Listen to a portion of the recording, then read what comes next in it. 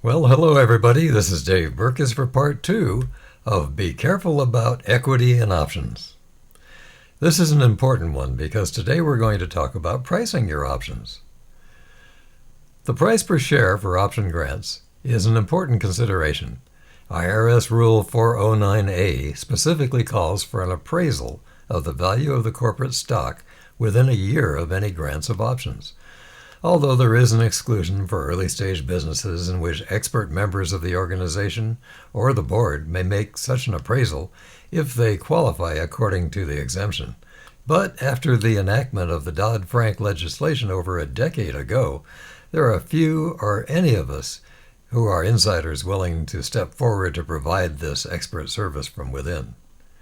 So what are the pricing rules? If there is only one class of stock, the same as the founders, and the appraisal of a single class of share yields a $2 per share, say, then the options must be priced at that amount. In other words, you cannot create bargain options at below market rates. How about multiple classes of stock? If you have preferred class of stock with special protections, the class of shares will be valued at a price higher than the founder or common shares, allowing stock options to carry a lower price per share than preferred investors may have paid. This is important because high-quality candidates should be induced to consider coming to the company at lower than market salaries using a tool of cheap options properly priced, and that can only be done if there are two classes of stock. What percent of a total company share should be reserved for what specific job titles? Inducing a new CEO to come aboard usually means creation of a stock option package that includes about a 5 to 8% option. That size of grant would take much or most of the option pool.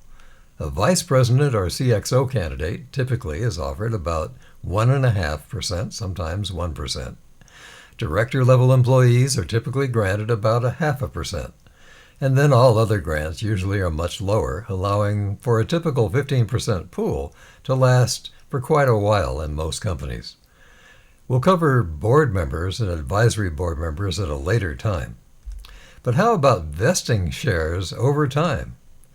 Options typically are earned over time. We call that vesting.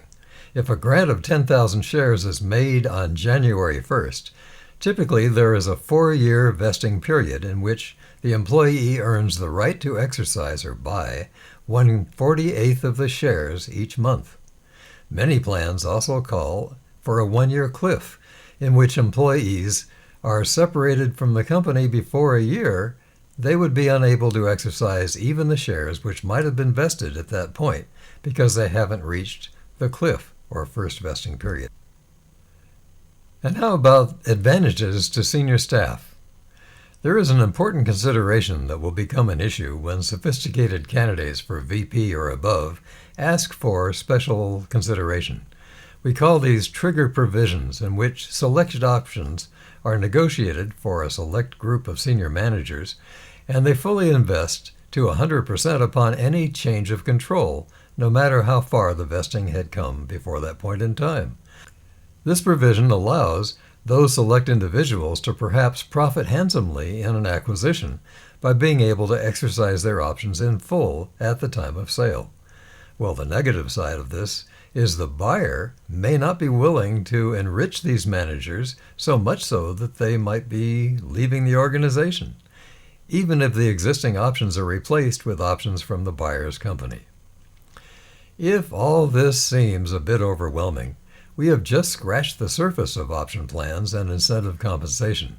This is an area of expertise that a CEO is required to quickly learn and carefully manage with the help of the corporate attorney and of the board. Well, there are at least 300 more of these kinds of insights in Burkonomics, the books. You'll find them on Amazon, and I would appreciate your taking a look. This is Dave Burkus for Burkonomics, and I look forward to seeing you next time.